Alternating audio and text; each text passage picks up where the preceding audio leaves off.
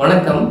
ஸ்க்ரப்டைஃபஸ் அப்படிங்கிற நோய் தமிழ்நாட்டில் வந்து ரொம்ப வேகமாக பரவிட்டு இருக்குன்னு சொல்லிட்டு நிறைய நியூஸ் நம்ம கேள்விப்படுறோம். ஸ்க்ரப்டைஃபஸ் அப்படின்னா என்ன அப்படிங்கிறது இந்த வீடியோவில் நம்ம பார்க்கலாம். ஸ்க்ரப்டைஃபஸ்க்கு தமிழில் வந்து உண்ணி நோய் அப்படின்னு சொல்லுவாங்க. இது புது நோய் ஒன்றும் கிடையாது. 1800 1900களிலே வந்து ஜப்பான், சைனா இந்த மாதிரி இடங்களில் கேசஸ் இருக்கிறதா நிறைய கேஸ் ஸ்டடிஸ் வந்து நமக்கு இருக்குது. தமிழ்நாட்டை பொறுத்த வரைக்கும் தமிழ்நாட்டுடைய நார்த் ஈஸ்டர்ன் டிஸ்ட்ரிக்ட்ஸ்ன்னு சொல்லக்கூடிய சென்னை, செங்கல்பட்டு, காஞ்சிபுரம், திருவள்ளூர், ராணிப்பேட்டை, வேலூர், தருமபுரி, கிருஷ்ணகிரி, இப்போ கடைசி இந்த பக்கமாக கன்னியாகுமரி, இந்த மாதிரி மாவட்டங்களில் தான் இந்த ஸ்க்ரப்டைஃபஸ்ங்கிற டிசீஸ் வந்து எண்டமிக்காக இருக்கும். எண்டமிக்னா வந்து அந்த ஊருக்குள்ளேயே வந்து சுற்றிக்கிட்டு இருக்கும். எப்போ வந்து நமக்கு வந்து சீசன் சேஞ்ச் ஆகி சுற்றுச்சூழல் மாற்றங்கள் ஏற்படுதோ அந்த டைமில் நமக்கு வந்து இந்த டிஸ்ட்ரிக்ஸ்லேருந்து மற்ற டிஸ்ட்ரிக்ஸ்க்கும் வந்து அதிகமாக பரவ ஆரம்பிக்கும். முக்கியமாக இந்த ஸ்க்ரப்டைஃபஸ்ங்கிறது ஒரு வைரஸ் கிடையாது, இது பாக்டீரியானால வரக்கூடிய ஒரு நோய். இது எந்தெந்த இடத்துல காமனாக இருக்குன்னா டென்ஸ் வெஜிடேஷன்ஸ் அப்படின்னு சொல்லுவாங்க. அதாவது அடர்ந்த செடி கொடிகள், புல்வெளிகள் இருக்கக்கூடிய இந்த மாதிரி இடங்கள்ல தான் வந்து ஸ்க்ரப்டைஃபஸ் நோய் வந்து அதிகமாக காணப்படுது. நமக்கு எப்படி வருது அப்படின்னா, நான் முன்னாடியே சொன்ன மாதிரி இது ஒரு பாக்டீரியானால வரக்கூடியது. அந்த பாக்டீரியா பேர் வந்து ஓரியன்ஷியா சுட்சுகாமுசின்னு சொல்லுவாங்க. சுட்சுகாமுசிங்கிறது ஒரு ஜாப்பனீஸ் வேர்டு. முறையாக ஜப்பானில் கண்டுபிடிச்சதுனால அந்த பேர் வச்சுருக்காங்க.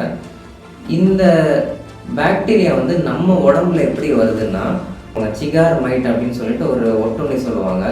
இந்த சிகார் மைட் வந்து நம்ம உடம்புல போயிட்டு கடிக்கிறதுனால தான் இது வருது. இந்த சிகார் மைட் நம்ம உடம்புல மறைவான காற்றோட்டம் இல்லாத இடங்கள், அதாவது ஆம்பிட்டாக இருக்கட்டும், தொடை இடுக்குகளாக இருக்கட்டும், ஃபீமேல்ஸ்க்கு வந்து செஸ்ட் ரீஜியனாக இருக்கலாம், இல்லைன்னா பேக் ரீஜியன், ஸோ இந்த மாதிரி காற்றோட்டம் இல்லாத இடங்கள்ல இந்த சிகார் மைட் போய் உட்காந்து பெயின்லெஸ் பைட்னு சொல்லுவாங்க. அதாவது இது கடித்த இடம் வந்து இந்த கடிச்சதே நமக்கு தெரியாது. ஸோ கடிச்சிட்டு அது போயிடும்.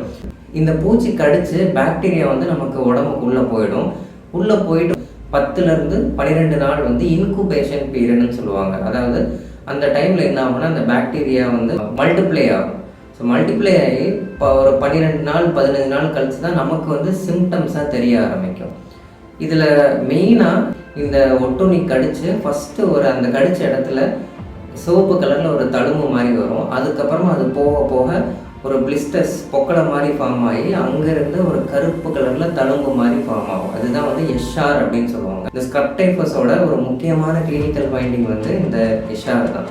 இது நம்ம எங்கே தேடி பார்க்கணும்னா, நம்ம முன்னாடியே சொன்ன மாதிரி ஆம்பிட்டு, இந்த தொடை இடுக்குகளில், முதுகு, செஸ்ட் ரீஜியன், வயிற்றுக்கு கீழே உள்ள பகுதிகள், ஸோ இந்த மாதிரி இடங்கள்ல தான் நம்ம இந்த எஸ்ஆர் வந்து தேடி பார்க்கணும். இதோடைய சிம்டம்ஸ் எப்படி இருக்குன்னா, சிவியர் ஃபீவர் இருக்கும், உடம்பு வலியும் வந்து பயங்கர சிவியராக இருக்கும், உடல் சோர்வு இருக்கும், உடலுடைய தோல் பகுதி வந்து அங்கங்கே தடிச்சு போய் சிவப்பு கலரில் மாறி இருக்கும். இதெல்லாம் தான் நமக்கு வந்து இந்த நோயோடைய அறிகுறிகள். இந்த மாதிரி ஒரு அறிகுறிகள் ப்ளஸ் வந்து நான் ஏற்கனவே சொன்ன அந்த கருப்பு கலர் தழும்பு மறைவான இடங்கள்ல இருக்குது அப்படின்னா சீக்கிரமாக ஹாஸ்பிட்டலுக்கு வந்து ட்ரீட்மெண்ட் எடுத்துக்கிட்டிங்கன்னா இந்த நோய் வந்து நம்ம ஈஸியாக வந்து குணப்படுத்திடலாம். ஆனால் இந்த நோய் வந்து நம்ம கண்டுபிடிக்காமல் வேறு ஏதோ ஒரு நோயின்னு நினச்சி நம்ம வந்து வைத்தியம் பார்த்துட்டே இருக்கிறோன்னா இதோடைய காம்ப்ளிகேஷன்ஸ் வந்து வராது. காம்ப்ளிகேஷன்ஸ் எந்தெந்த மாதிரிலாம் இருக்குன்னா, அக்யூட் கிட்னி இன்ஜுரின்னு சொல்லுவாங்க, அதாவது சிறுநீரக செயலிழப்பு.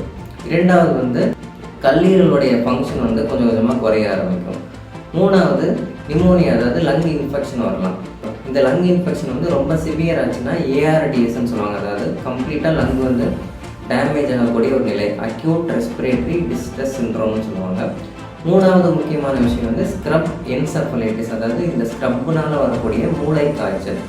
இந்த மூணு வந்து ஸ்க்ரப்போட முக்கியமான காம்ப்ளிகேஷன்ஸ். இது போக பிபி வந்து ரொம்ப லோவாகலாம், மயோகார்டைட்டிஸ்ன்னு சொல்லுவாங்க, இருதயம் வந்து சிவியராக டேமேஜ் ஆக ஆரம்பிக்கும். கடைசி ஸ்டேஜில் வந்து டிஐசின்னு சொல்லுவாங்க, டிசெமினேட்டட் இன்ட்ராவஸ்குலர் கோஆகுலேஷன், அதாவது இரத்த குழாய்களுக்கு உள்ளே ஓடக்கூடிய ரத்தங்கள் வந்து உறைஞ்சு போயிட்டு நமக்கு மூக்கு, வாயிலிருந்து எல்லாமே வந்து ப்ளீடிங்காக வர ஆரம்பிச்சிடும். ஸோ இந்த ஸ்டேஜ் வரைக்கும் நம்ம எப்போதுமே போக விடக்கூடாது. இனிஷியல் ஸ்டேஜஸ், அதாவது அந்த ஆரம்ப நிலையிலேயே நம்ம வந்து கண்டுபிடிச்சி கொண்டு வந்துட்டோம்னா ட்ரீட்மெண்ட் வந்து ரொம்ப ரொம்ப சிம்பிள் தான். ஒன்ஸ் காம்ப்ளிகேஷனாக போயிடுச்சுன்னா அதுக்கப்புறம் பேஷண்ட்ஸ்க்கு வந்து இன்டென்சிவ் கேர், அதாவது தீவிர சிகிச்சை பிரிவில் வந்து ட்ரீட்மெண்ட் பண்ணுற மாதிரி இருக்கும். சரி, இதை எப்படி ப்ரிவென்ட் பண்ணலாம் அப்படின்னா, மழை காலங்களில் வந்து நமக்கு ஃபுல் ஹேண்டு ட்ரௌசர்ஸ் போட்டிருந்தாலுமே வந்து ஃபுல் ட்ரௌசர்ஸ் போட்டுக்கணும். அடர்ந்த புல்வெளிகளில் போய் உட்கார்றது வந்து நம்ம தவிர்த்துக்கணும். வீட்டை சுற்றி இருக்கக்கூடிய அடர்ந்த செடி கொடிகளை வந்து நம்ம ட்ரிம் பண்ணி எடுத்துடணும். இதுதான் வந்து ப்ரிவென்டிவ் மெஷர்ஸ். இது பயப்படக்கூடிய நோய் கிடையாது. ஆனால் இந்த நோயோடைய அவேர்னஸ் விழிப்புணர்வு இல்லாமல் நம்ம இன்ஸ்டேஜ் வரைக்கும் போக விட்டுட்டோம்னா அதனால் வரக்கூடிய காம்ப்ளிகேஷன்ஸ் வந்து நமக்கு ரொம்ப பாதிப்பை வந்து உண்டாக்கும். இது நம்ம வந்து பிளட் டெஸ்ட்லேயே வந்து ஈஸியாக கண்டுபிடிச்சிடலாம். ரத்தத்தில் வந்து ஸ்க்ரப் ஐஜிஎம் எலைசா அப்படின்னு சொல்லிட்டு ஒரு டெஸ்ட், அந்த டெஸ்ட்டு தான் இப்போ ரொம்ப காமனாக பண்ணிகிட்டு இருக்கிறாங்க. அது இல்லைன்னா வந்து பிசிஆர் டெஸ்ட் பண்ணுவாங்க, பாலிமரேஸ் செயின் ரியாக்ஷன் டெஸ்ட்னு பண்ணுவாங்க. ஸோ இந்த டெஸ்ட்டுகள் மூலமாக வந்து நம்ம கண்டுபிடிச்சிட்டோம்னா ட்ரீட்மெண்ட் வந்து ரொம்ப சிம்பிள் தான் இதுக்கு வந்து.